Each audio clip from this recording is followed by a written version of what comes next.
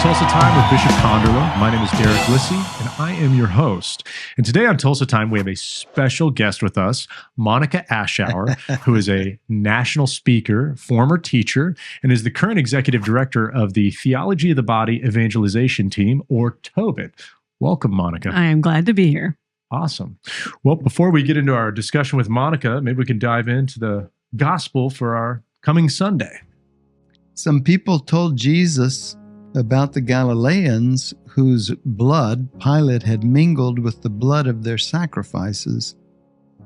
And Jesus said to them in reply, "Do you think that because these Galileans suffered in this way, they were greater sinners than all other Galileans?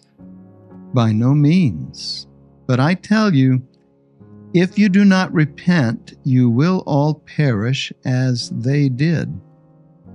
Or those 18 people who were killed when the tower at Siloam fell on them. Do you think they were more guilty than everyone else who lived in Jerusalem? By no means. But I tell you, if you do not repent, you will all perish as they did. And he told them this parable. There once was a person who had a fig tree planted in his orchard, and when he came in search of fruit on it, but found none, he said to the gardener, "For 3 years now I have come in search of fruit on this fig tree, but have found none. So cut it down. Why should it exhaust the soil?" He said to him in reply, "Sir, leave it for this year also, and I shall cultivate the ground around it and fertilize it. It may bear fruit in the future. If not, you can cut it down." So thus far in the Gospel of Luke, I'm going to say that this is maybe the only place in the Gospel where we have Jesus commenting on fake news. On the Did you say fig news or fake news, Bishop? Yes, also on fig news. In the sense that it almost sounds a little bit contemporary. They're talking about headlines. Right. Jesus, did you see this headline? Did you see this story on the nightly news? Did you see this on the internet? Doesn't it mean that those people were being punished? And Jesus is warning them, as we also need to be warned, when we're reading anything about someone else, we must keep in mind who we are. Right. We may see a story about, some Hollywood figure who's in trouble or some financial person who's going to prison or whatever, and forget that we also are sinners. And so we're reading those things from sort of our high horse, but his point is taken. We also have to repent. The fig tree is an indication of his mercy, that he gives us time. But when we have time, it's not to kill, it's to use, because the goal is intimacy with him. So the time that we have is given for that purpose, to use it to whatever will help us do that. Yeah, when I read this, I sort of two thoughts come to mind. Sort of, yes, the beauty of God's love, his mercy for us, his perfect love for us that we will only be sort of satisfied by. But then also sort of the call to live holiness, to live virtue, to live as God tells us to live, as he teaches us to live. And so those are sort of the two things that come to mind. But I like your fake news analogy there. I think that's good. That's very apt. I'm not sure it was that good. Yeah. You can tell I'm a friend of Bishop David.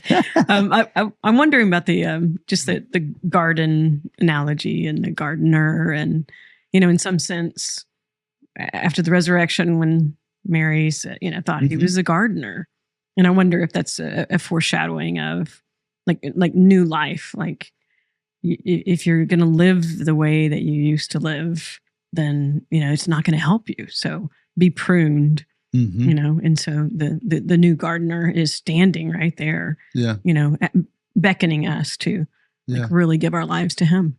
Or from the person's the subjective view of the person who may think, what's the use? I'm too far gone. God couldn't love me, and I've done too many bad things, or whatever. Or I have some habit, and I just keep falling and falling. And then this is a message of, no, wait. We can prune the tree, we can hoe around it, we can strive after it, and that's what God wants us to do. So never give up. Yeah. Mm-hmm. Yeah. So today is an exciting day for me in the sense that Monica and I have known each other since 1997, when I first was assigned to Texas A&M as a 2-year and a 3-month-old priest. Monica was working there as a campus minister, the only one we had, I think, that was on the payroll, actually, at the time, and a lay campus minister. And so we worked there together for almost 4 years. Then I went off to the vocations office. Eventually, Monica went off to the convent for a time, and then came back from the convent. I came back from the vocation office to A&M. She came back to start TOBET, the Theology of the Body evangelization team, which was that at the time. They would go around to parishes and do talks on John Paul II's Theology of the Body. But in the intervening years, it has developed into so much more.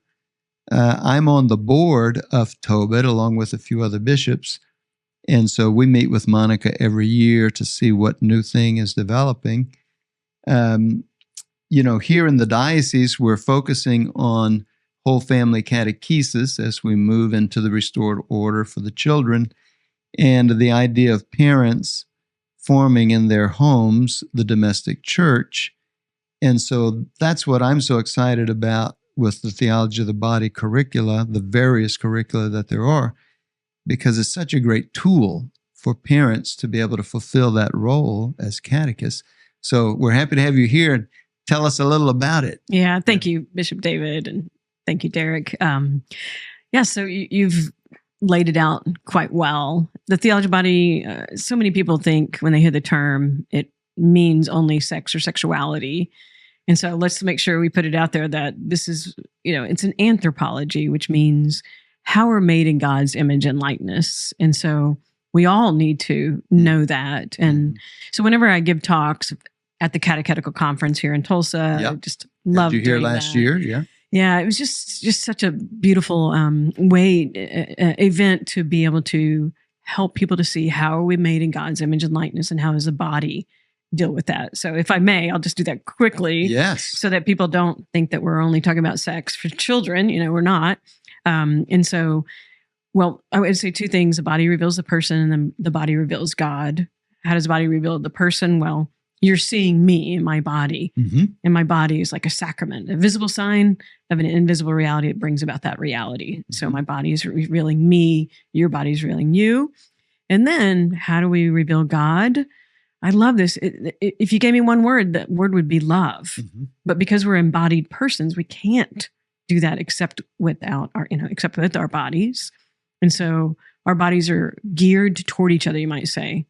My vocal cords to your eardrums, the listener's eardrums. And so I'm being a gift by giving. You're being a gift by receiving, reciprocation, your corny jokes, Bishop.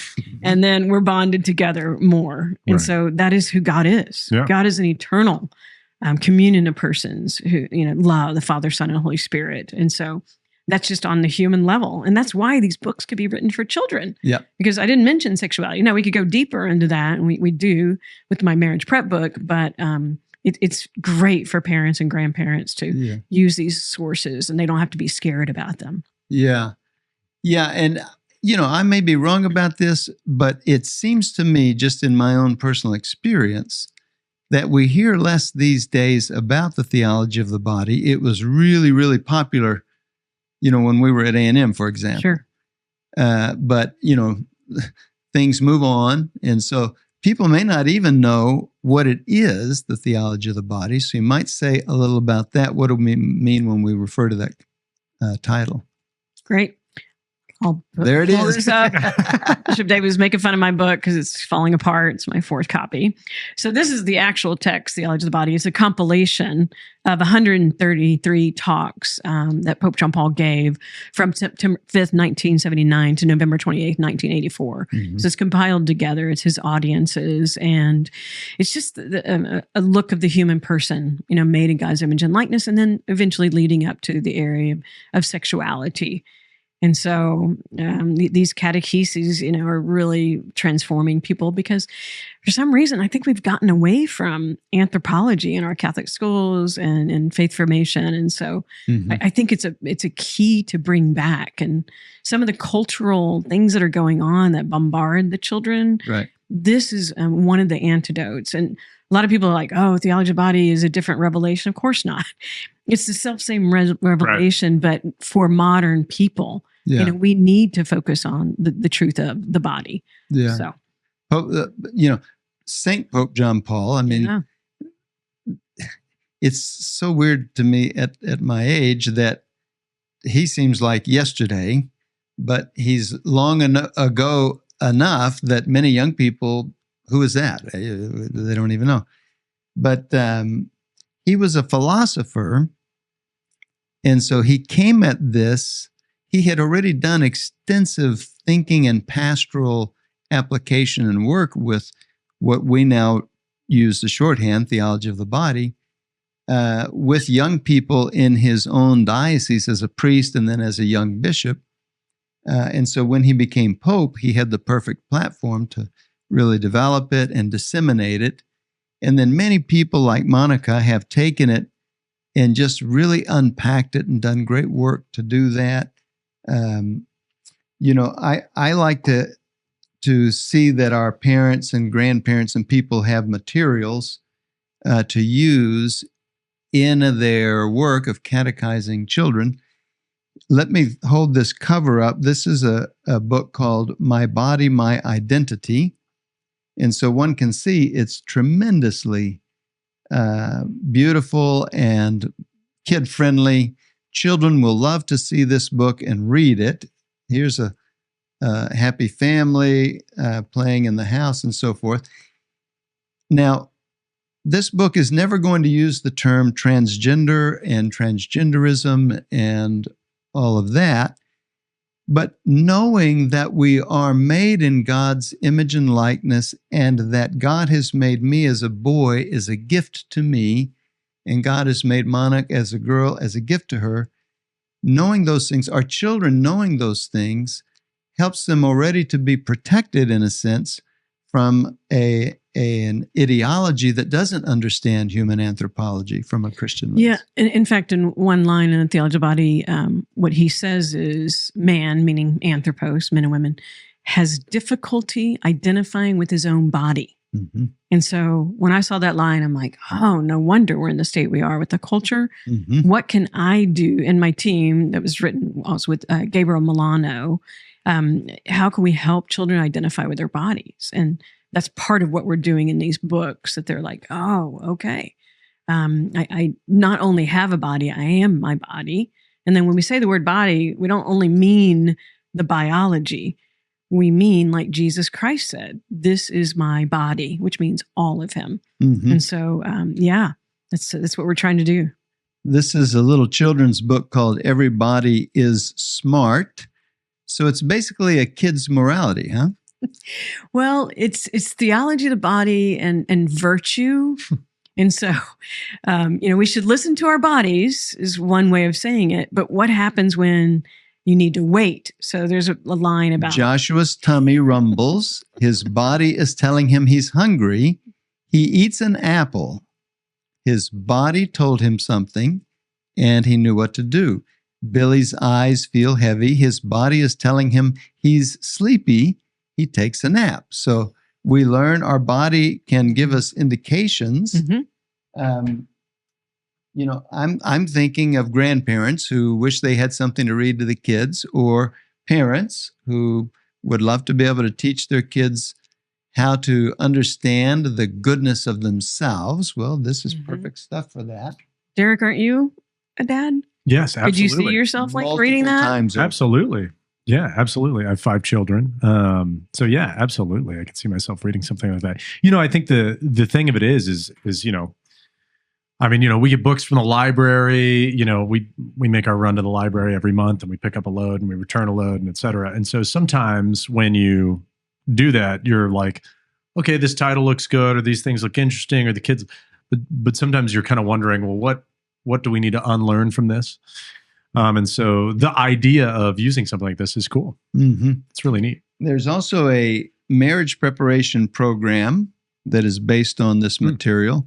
I happen to be holding up the book that is in Vietnamese. So the languages that we are covering here, English, Spanish, and Vietnamese so far.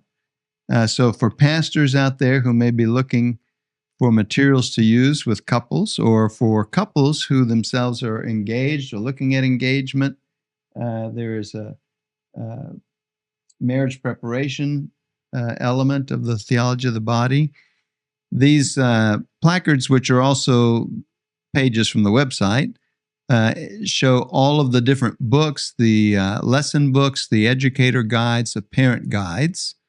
And then there's now this is the newest thing, I think, is what's called Bridges and Boundaries, which is a safe environment program that is built on this material. You got it. Yeah, I especially want to highlight the Bridges and Boundaries, because the reason why I wrote it is because in 2002, when all the scandals broke, it came from Irving, Texas, with a priest there in my own, that's where I go to church now, right, at St. Luke's. And that and other things, like when I was a teenager, I reported someone, and instead of the proper thing happening, the principal told the guy I reported, this coach, and I got ostracized. And, and I was like an 18-year-old. And then, of course, a couple of years later, he gets somebody pregnant. And so these things are like deeply embedded in me. And then the theology of the body, I think, is the answer. And so to give like the truth of the human person, and the truth, the beauty, the goodness, and then they know that. And then the child knows, oh, here's what I do, because now I notice when something's amiss. Yeah. Because I know the theology of the body, the positive. Yeah. That's what we do as Catholics. We teach the positive and then see the negative, and then here's how you report. And so it's a video program too. It's going to make it much more easy on parents and teachers and catechists to be able to, go through this training on a diocesan parish level. So I'm excited. And it's a program that we're interested in the diocese, making available also to people. We have various curricula that we use, and so this would be a wonderful addition. This, listening to, I'm thinking, it's not a gimmick. It's not that the theology of the body, or whatever, I forget the title that the Pope used on his talks. There was an overarching title. Well, man and woman, he created them. It's Genesis 1:27. And so it's not that that's some kind of a new gimmick or a new program or something like that. It is simply the body. And the body is revelatory. What did he say? Jesus, unless we understand Jesus, we can't understand ourselves. The body is revelatory. What his approach to unpacking what the body is and what it means, that's the big difference, is that through his teaching and all of this that has been brought forth from it, we're able to see at a deeper level, what does the body mean? What does it mean when I say I'm looking at a human being? We know enough to know that, well, every person has dignity. Okay, yes. But then what does that mean to say every person has dignity? And what does it mean on a practical level? What does it mean on a moral level? What does it mean on a psychological, a subjective level? You could even get into on the physical level, because, there are neutrinos passing through our body right now, right? I mean, our body seems to us very solid. It's made of atoms, which are not solid. They're sort of loose, and there's space between things and so forth.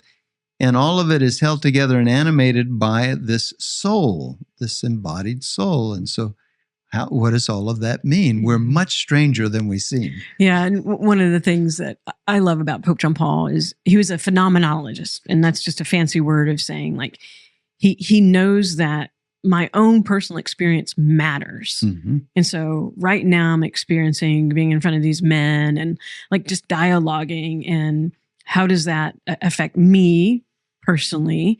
And then how does it affect others?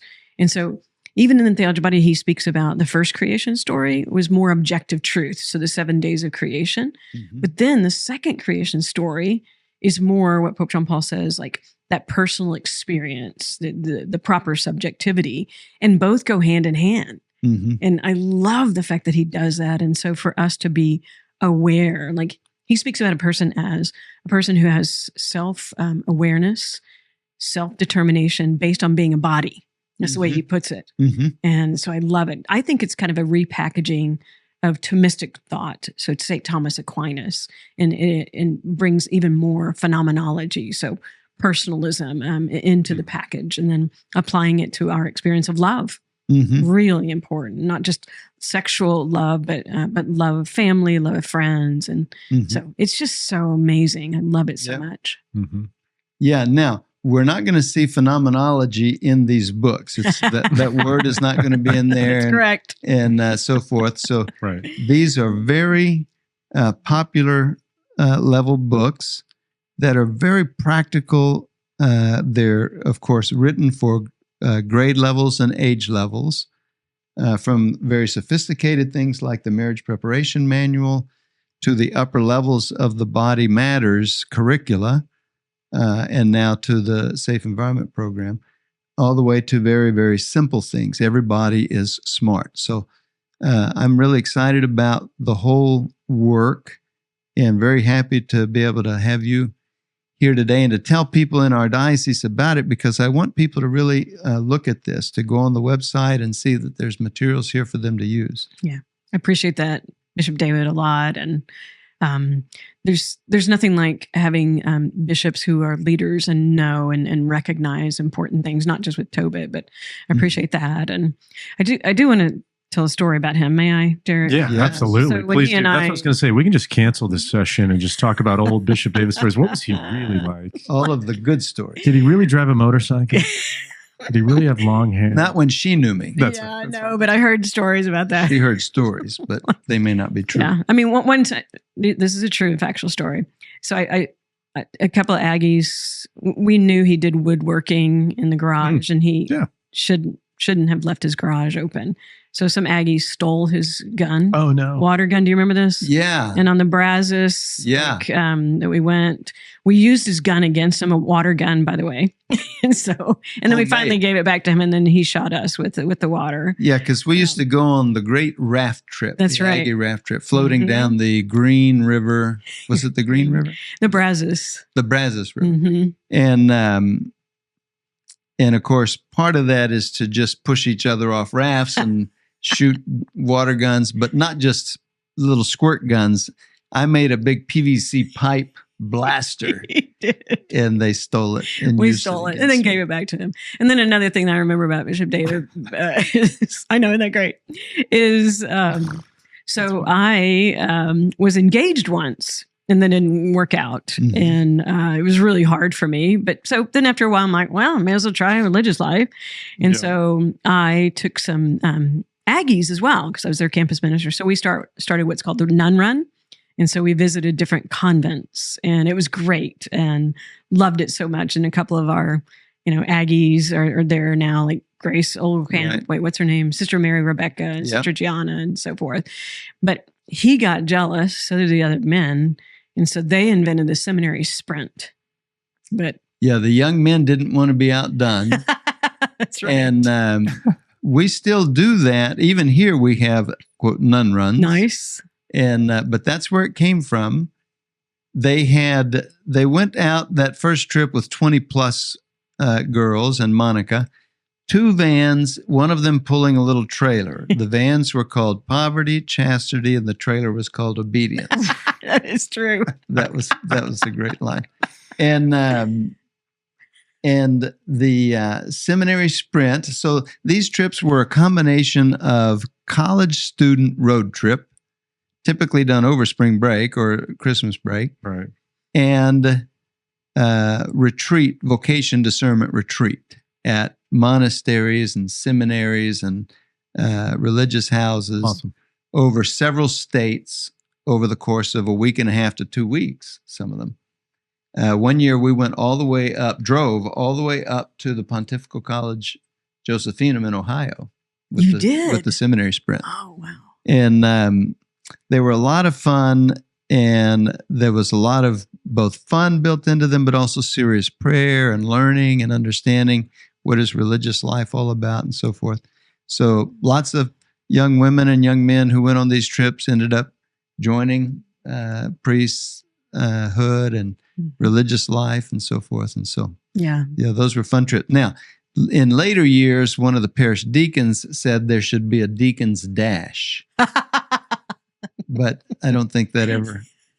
That's great. That never came together for a lot of reasons, largely having to do with you have to be 35, to didn't have the clientele. That's right. Didn't have the pool. These were college students, and while many of them stretched it out over 6 or 7 years, no one was still there at 35 going to college. Yeah. And if there were, we didn't want them to come. No, I'm just kidding. Anyways, so Monica, I would love to know, just like, could you share a story from your time? You've been working in this for a while now, and this is really your expertise. But do you have a story from your time working on mission in this sort of unique territory? Yeah, sure. So many stories, because it's such a privilege to be able to disseminate this and give it. But I think I would speak about in the office. And so when we were putting together The Body Matters, which is 18 books for preschool through 8th grade. And by the way, now there's a Protestant version of The Body Matters because we got funding from these Protestant. They're like, we need Theology of the Body as well. Mm-hmm. And so we did that as well as My Body, My Identity. They're funding that as well. And so what I would say is, I would take this book, and I wouldn't necessarily show it to my staff, but I would say, here's the trajectory. The trajectory is, life in Christ, and, how contraception harms the person is one of the things.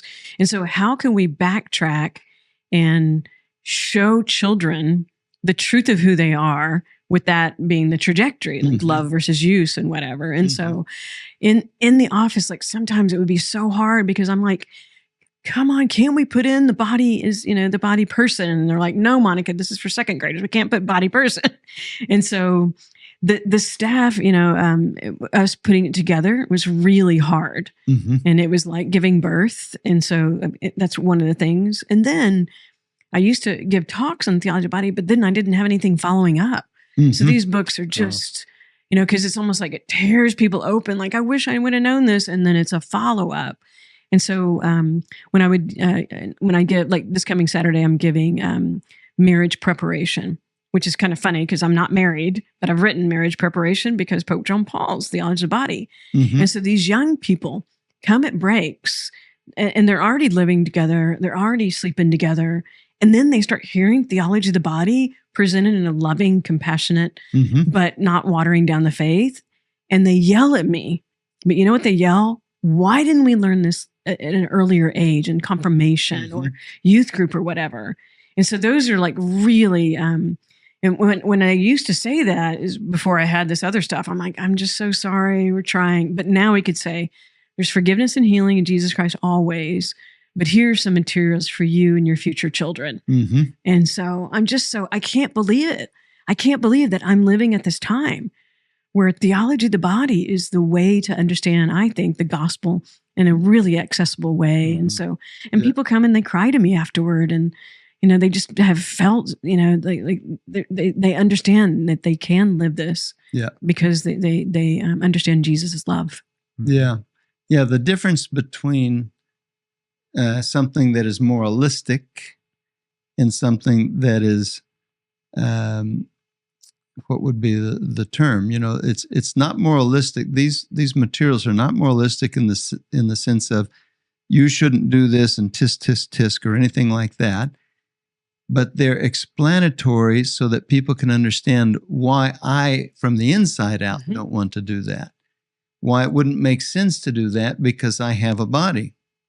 Oh, I didn't realize that's why the outside saying you shouldn't do this, that's why that's there, is because I have a body and it doesn't make sense to do that. But I don't want you to tell me not to do it. But now that I see, oh, I understand why I shouldn't use my body that way. Now I want to observe that. Yeah. Yeah. And it's an opening, therefore, rather than like we stab them with the truth. Yeah. It's like present. I mean, Pope John Paul even says it's an invitation, not a condemnation. Yeah. And so for me to be able to see, lights, people's eyes light up when they hear talks, and it's just an amazing thing. And I can't believe I get to live it. And, it's just a real blessing. Really glad. And you mentioned like sort of the curriculum books that now you have, like I think you mentioned kindergarten through 8th grade or something like that.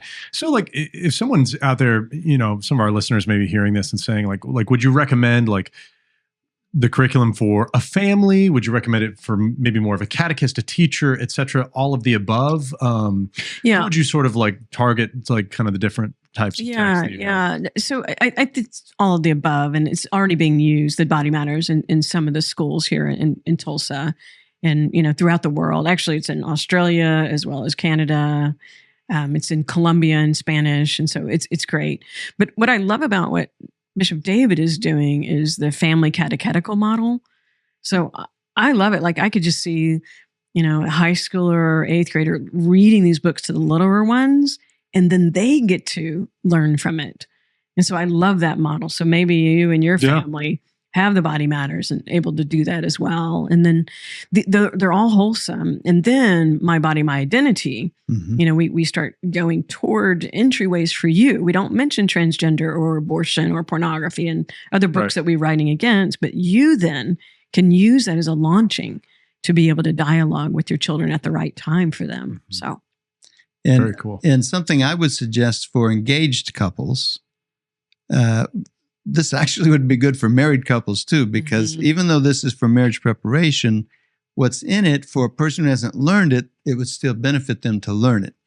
But especially for engaged couples, buy 2 copies of, it's called TOBET for Engaged. I love that title. TOBET, the number 4, Engaged. TOBET for Engaged.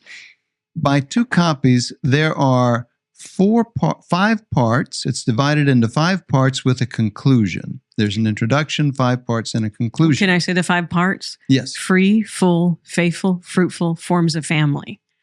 So it's very accessible. So love is free, full, faithful, fruitful, and forms of family. So those are what the church understands, the critical understanding of marital love to be.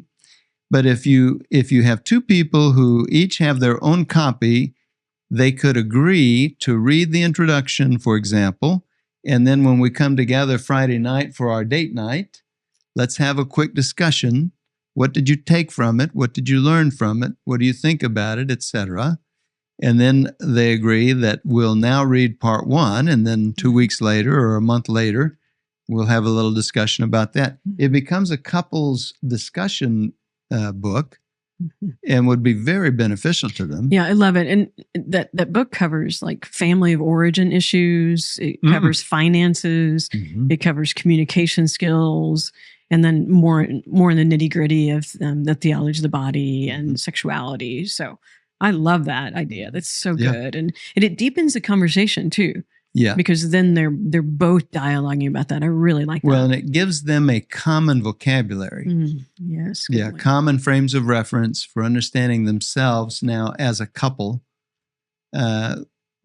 Ultimately, this whole family catechesis, the generational change that will happen, that it's going towards, is those couples who have grown up in it and then now are going to be engaged, but they're becoming engaged with a sense of their mission. Why would I be married?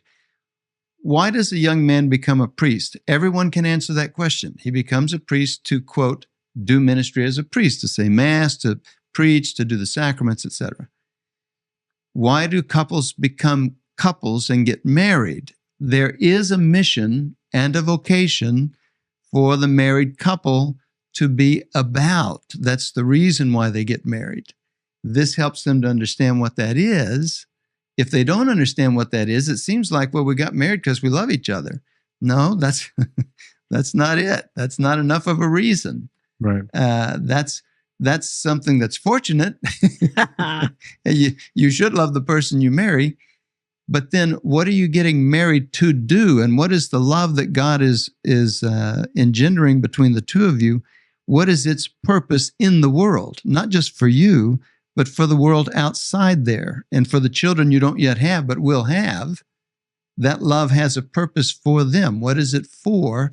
And if you don't understand that, you're missing out on the reason to get married. Right. And then I would just add the word body in your explanation. And how does the body have to do with that? Mm-hmm. And so I don't think I told you, Bishop, it was, where was it?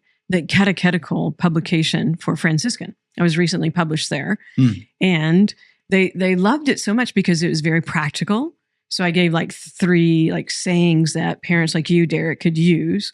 So for instance, one is simply the body matters. Now that I named my curriculum that, but why can only men be priests?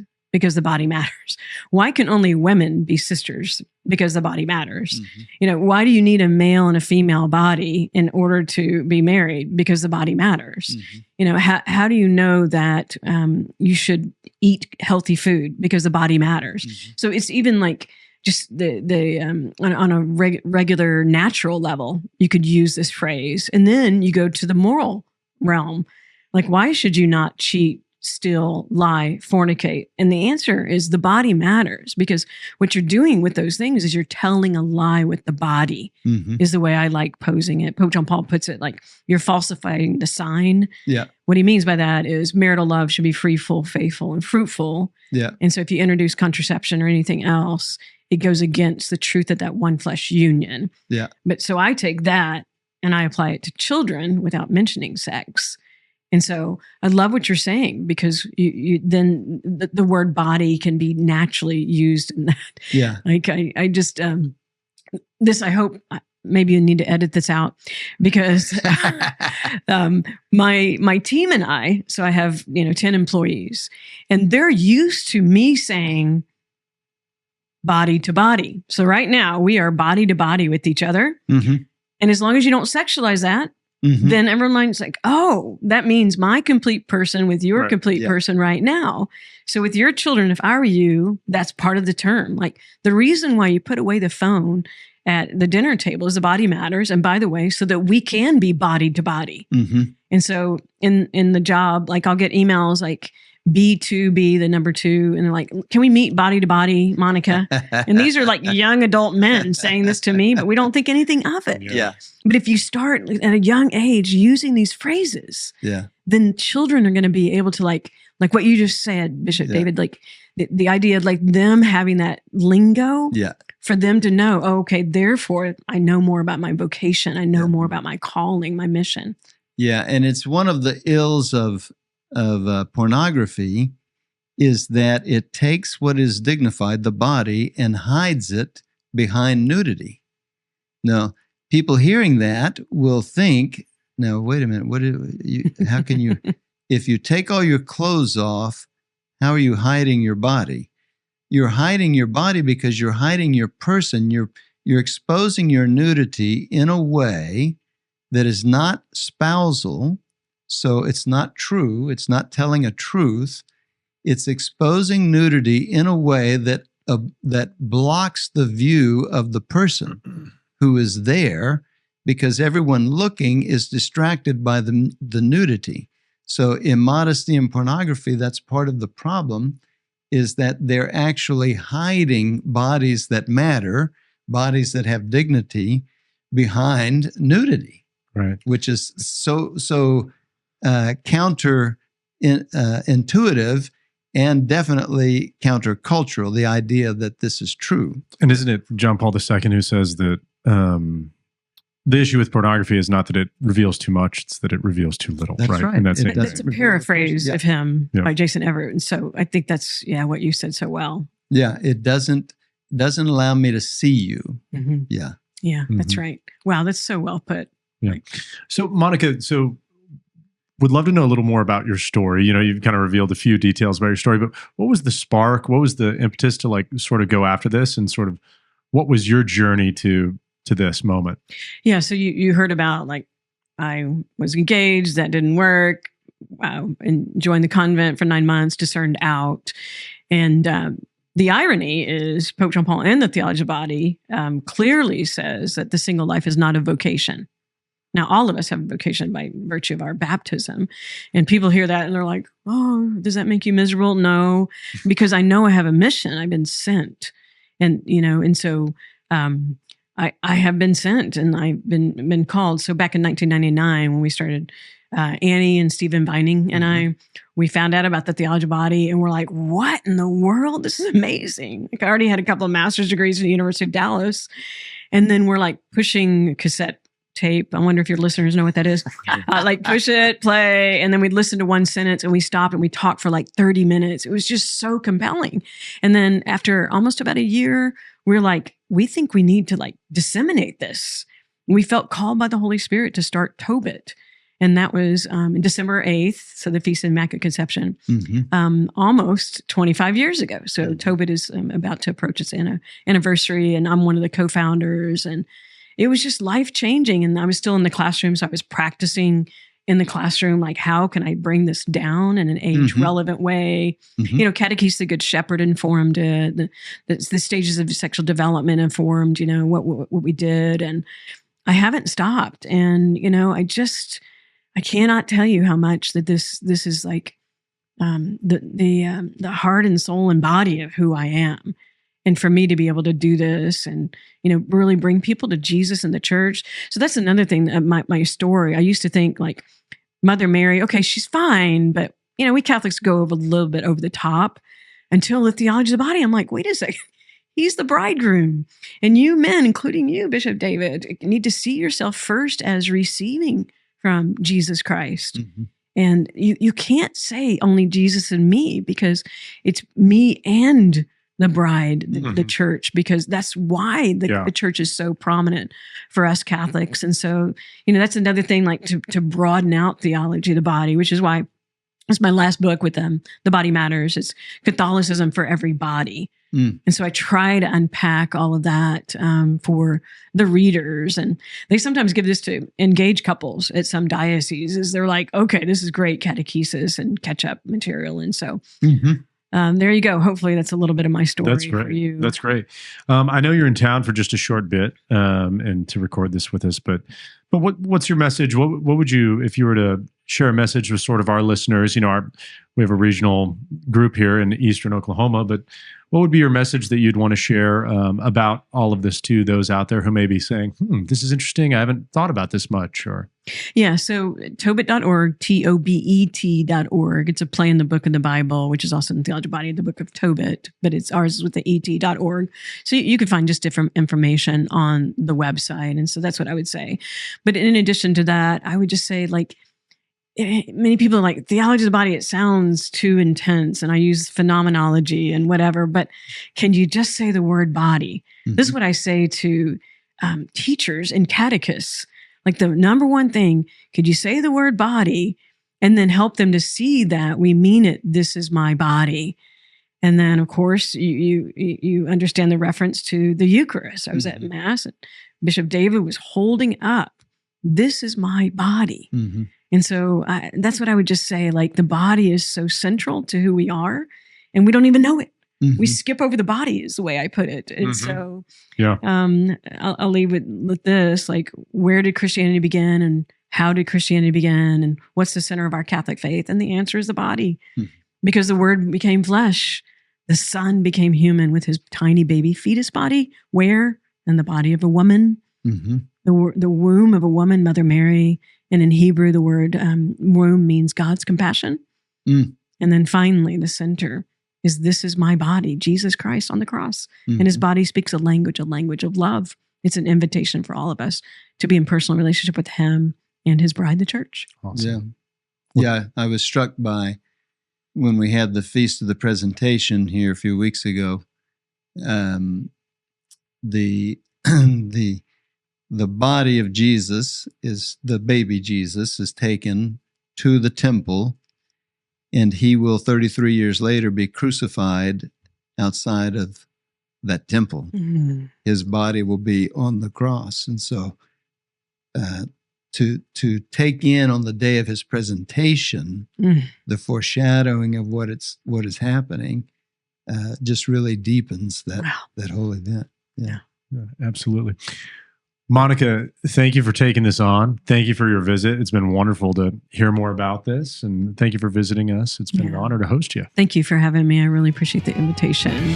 Go. My friend. Yeah, gig 'em. Go Aggies.